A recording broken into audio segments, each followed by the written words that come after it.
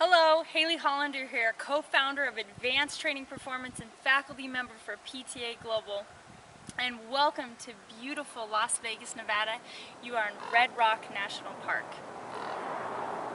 With the current research that's coming out with myofascial tissue, I think it's important for fitness professionals to understand how it works, what it means, and how we can apply it to our training. And specifically, we can utilize all different kinds of tools in our environment to enhance the upregulation of the myofascial tissue and not only affect movement, but also to affect posture. Specifically, I'm going to talk to you about the spiral line, and the spiral line coming from Thomas W. Meyer's book, Anatomy Trains, one of the 12 lines that you'll find in that book. Now, what's unique about the spiral line is that it double wraps the body, allowing us to rotate and keeping us in upright positions as we move. It facilitates and moves with the superficial back line, superficial front line, and the lateral line in an integral way. But what's really cool about the spiral line is that we can teach the body to load and unload it in those rotational movements by tweaking the beginning position and by tweaking the force vectors that we place upon it. Now the spiral line begins at the back of the head in the cervicus and splenius capitis. As it comes down, it crosses into the opposite side rhomboid. As it comes underneath the scapula into the rib cage in through the serratus anterior. As it comes then around through the external obliques, it crosses the midline of the body into the opposite side internal oblique, continuing down towards the hip. As it hits the hip, it comes in through the tensor fasciae latae, through the anterior lateral portion of the iliotibial tract. As it comes to the knee, it goes into the tibialis anterior. What's so great about that, as it comes towards the foot, it hooks the foot into this nice little saddle, just as if you were in stirrups on a horse. As it comes around the medial portion of the foot, it comes back up and through the peroneus on the lateral side of the leg. As it comes back up the leg, it crosses up through the bicep femoris and the hamstring, crosses the sacrotuberous ligament of the spine, and it continues up the erector spinae. So when it comes to our spiral line in movement, and fascia in particular, what we know in order to upregulate the tissue is that we must help it to respond. And in order to do that, we must make our movements slow, subtle, rhythmical, and small. We start to move in different planes of motions that will twist and lengthen that fascial tissue. And once we do that, and we've warmed up the tissue, and we've done that, we can then start to add forces, including weight or load, and then we can change the vector or the pull that's on the body. What I'm going to use is I'm going to use 3 of the most popular tools in the fitness industry that we as fitness professionals use on a daily basis. The TRX suspension trainer, the ViPR, and the RIP trainer. And I'm going to show you a mobilizer or a movement that we can do to upregulate the tissues to get it warmed up. And then I'm going to show you how we can use that same tool to load the body and get a different response within the spiral line. Now what's great about the spiral line in that it starts at the back of the head is that I can basically upregulate it just by turning my head and using my head as a driver to begin to lengthen the tissue. And then we know, hey, there's a point of contact with the ground. So I can also change the beginning position of my feet to upregulate that part of the line as well. So what I'm going to do is I'm going to stand in an LXI position with the foot internally rotated so that I can lengthen through that perineal of the right leg. I'm going to have the ViPR out in front of me, and I'm just going to begin by turning the head to the left from here, and this starts to upregulate that spiral line. And once I turn the head to the left, I can then begin to rotate my trunk to the left as well, loading through that external and internal oblique of the spiral line, making sure to keep the knees nice and soft. As I do this, I can feel my right foot pronating and lengthening through that lateral side of my lower leg.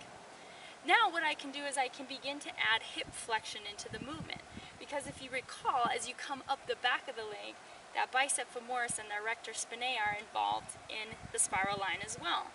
So as I add hip flexion, the ViPR becomes a driver, and it's taking me over into that rotated position and loading the line. Now let's say I wanted to add load. Now I can utilize the different grip and hand positions on the ViPR. This being a neutral grip, obviously the closer that I grab, the less weight or the less load that's pulling away from my body. So from here I can again begin in that LXI position, and I can facilitate the movement now with load, working on strength, and driving that right hand across the body. Bending into the knees. If I want to make this movement a little more challenging, add more weight, change the vector, change the point of application, the line of pull, I can change my grip on the ViPR itself, and now I have a longer lever driving away from the body and facilitating that load in the back of the spiral line. The next thing I could do is I could change the elevation of my rotation with the ViPR, and I'm going to do this by not only rotating, but I'm going to get hip flexion and then extension through the movement. And if you recall that rhomboid being part of the line as well as the head as a driver, I'm going to stand in L, X, I. I'm going to take the ViPR in my right hand. As I bend down and reach the ViPR across, I'm going to come up, twisting the ViPR and loading the back of the other side of the line.